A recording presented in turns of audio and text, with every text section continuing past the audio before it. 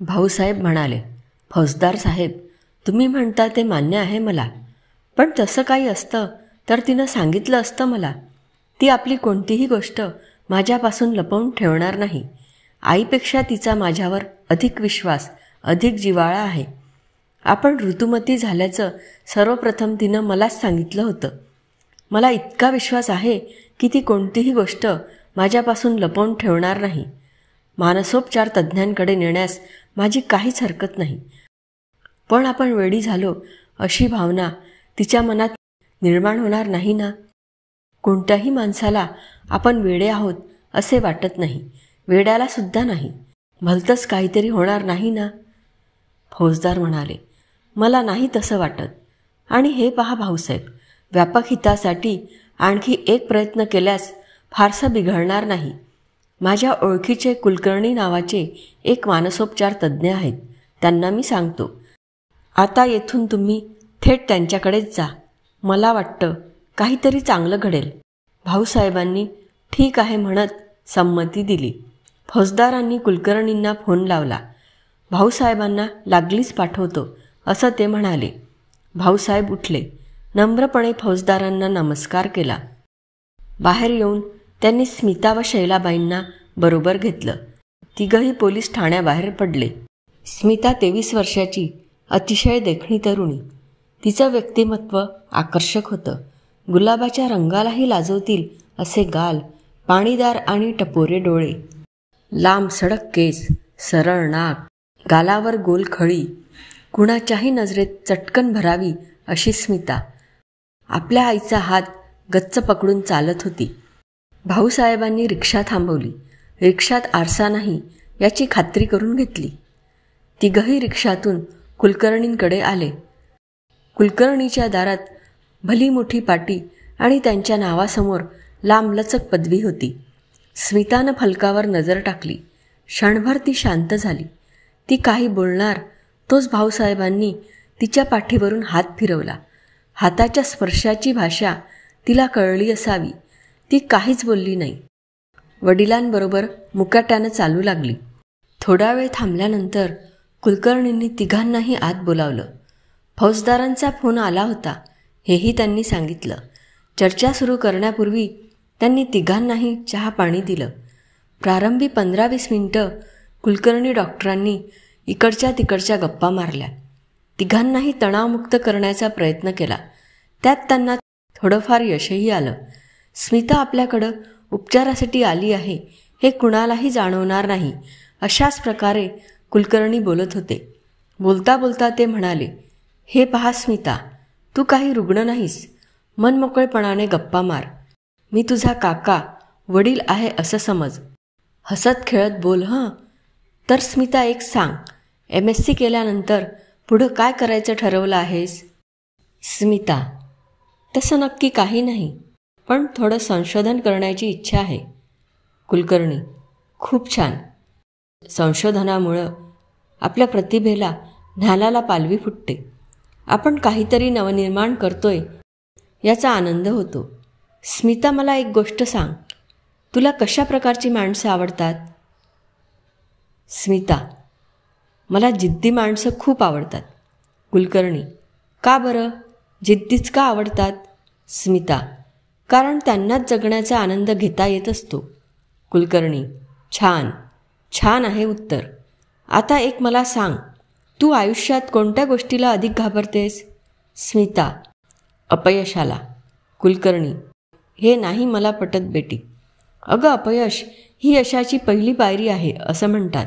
स्मिता, असेल पायरी, पण मला नाही आवडत अशी पायरी. कुलकर्णी, ठीक आहे, आपण ती पायरी विसरून जाऊया. पण मला हे सांग, तुला कोणत्या नटीचा अभिनय आवडतो? स्मिता, शबाना आजमीचा. कुलकर्णी, अरेच्चा, आपल्या दोघांची आवड एकच कशी? मलाही शबानाचा अभिनय खूप आवडतो. खरं तर ती अभिनय करते असं कधीच वाटत नाही. कुलकर्णी आणि स्मिता बराच वेळ असं वेगवेगळ्या विषयांवर बोलत होते.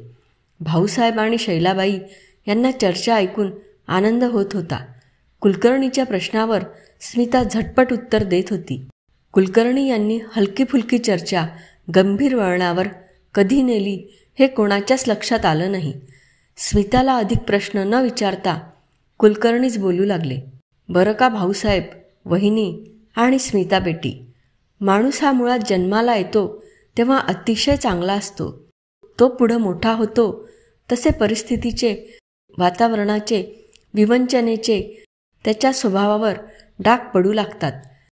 त्यात तो कधी स्वार्थी होतो तर कधी निस्वार्थी, कधी दयाळू, कधी भित्रा, कधी शूर, कधी क्रूर, कधी भावूक, कधी नास्तिक, तर कधी अन्य स्वरूपात दिसतो.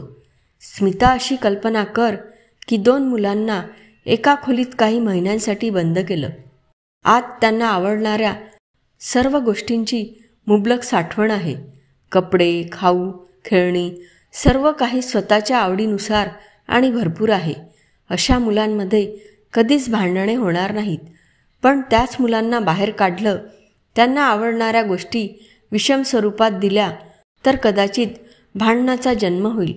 अभावग्रस्त किंवा गरज यातूनही अनेक विकार जन्माला येतात. माणूस जेव्हा एखादी गोष्ट स्वतःच्या इच्छेविरुद्ध करतो तेव्हाही तो अस्वस्थ होतो. ही अस्वस्थता वेगवेगळ्या स्वरूपात प्रकट होत असते.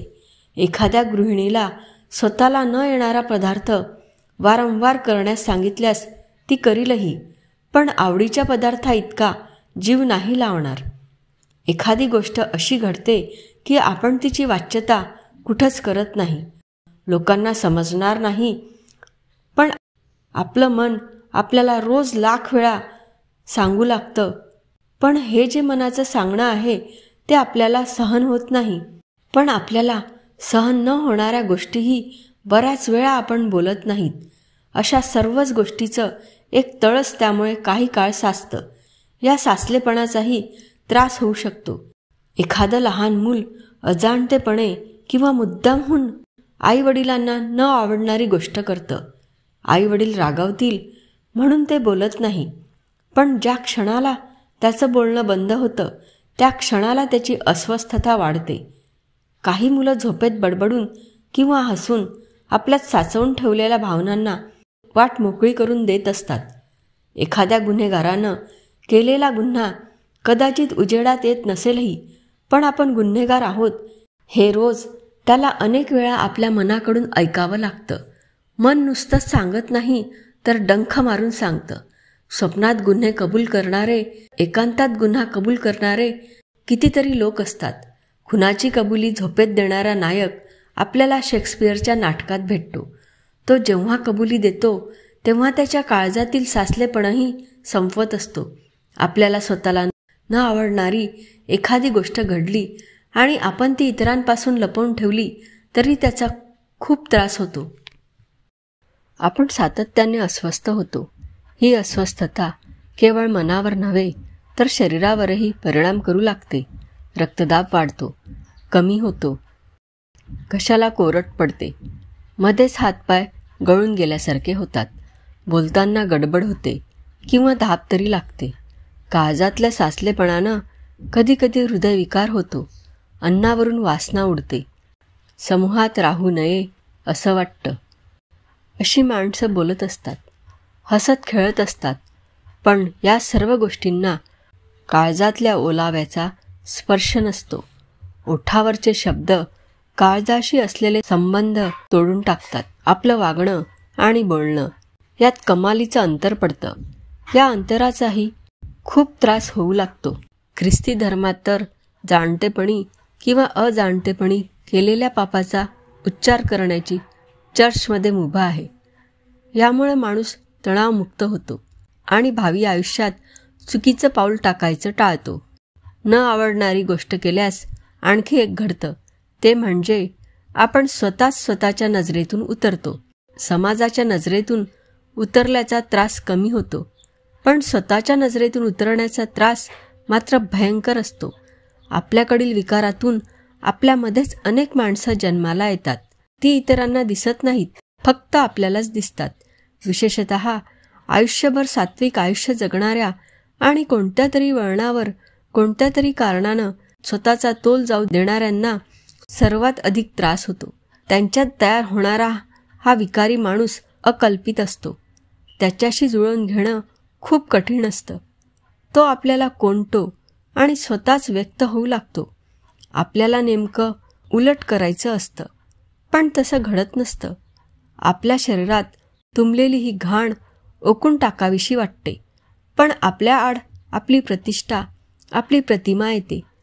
स्मिता, तू मगाशी म्हणाली की तुला अपयशाची खूप भीती वाटते. ते खरंही असेल, पण माणूस सर्वात अधिक घाबरतो तो स्वतःची चूक कबूल करायला. चूक कबूल केल्यामुळं आपल्या चेहऱ्यावरचे रंग फिके होतील याची काळजी त्याला वाटत असते.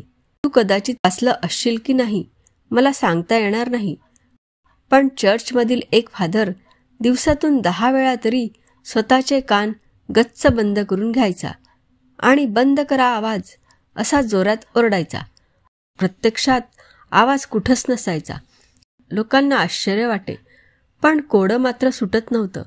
काही दिवसांनी तो फादर धावत डोंगराकडे निघाला. डोंगरावर चढला.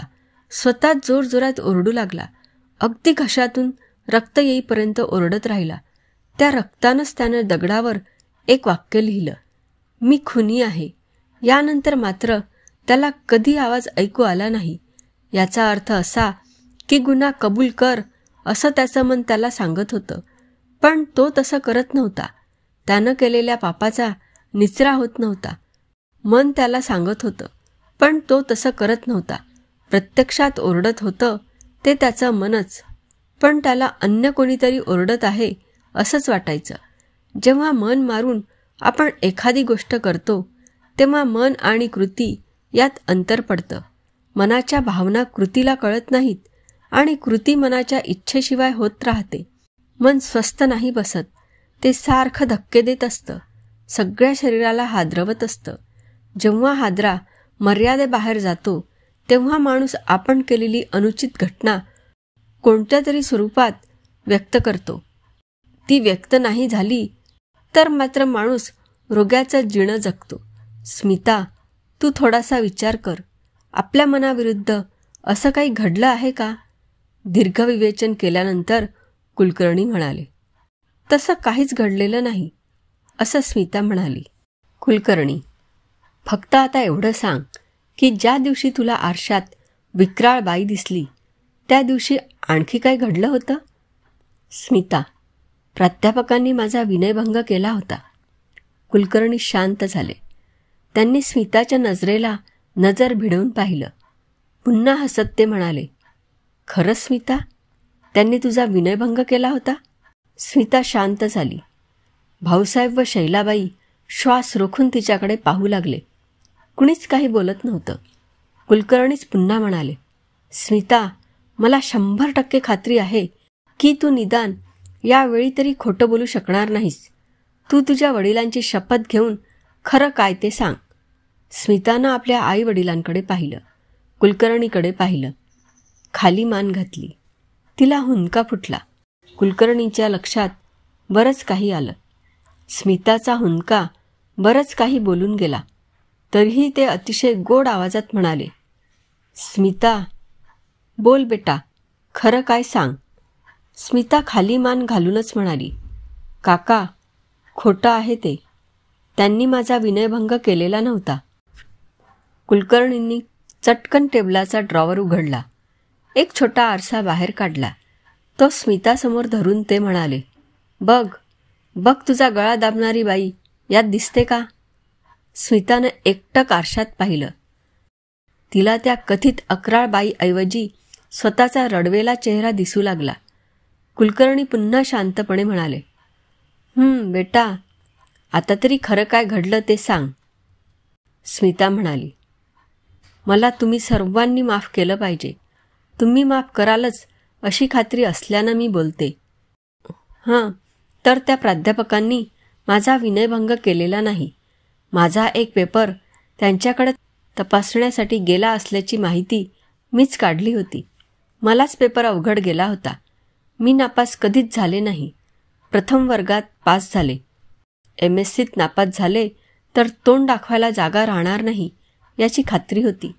मीच धाडस केलं आणि प्राध्यापकांच्या घरी जाऊन मार्क वाढविण्याची विनंती केली. त्यांनी ती ऐकली नाही. मी त्यांच्या पाया पडले. तरी ते तयार झाले नाहीत.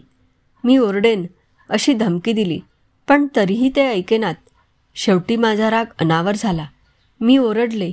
कॉलनीतले सगळे लोक गोळा झाले आणि त्या क्षणाला मी चटकन खोटं बोलले. प्राध्यापकांनी माझा विनयभंग केला असं खोटं खोटं रडतच सांगितलं. लोक चिडले. प्राध्यापकांची नोकरी गेली. ज्या दिवशी मी खोटं बोलले त्या दिवसापासून आरशात बाई दिसू लागली. बोलता बोलता स्मिता हुंदके देऊ लागली. वडिलांनी तिला सावरलं. प्राध्यापकांची माफी माग, पोलिसातील तक्रार मागं घे असं तिला सर्वांनी सांगितलं. स्मिता उभी राहिली. मी प्राध्यापकांची क्षमा मागते असं म्हणत बाहेर निघू लागली. तू एकटीच कशाला, आम्हीही क्षमा मागतो असं भाऊसाहेब आणि शैलाबाई म्हणाल्या. तिघही उठून निघू लागले.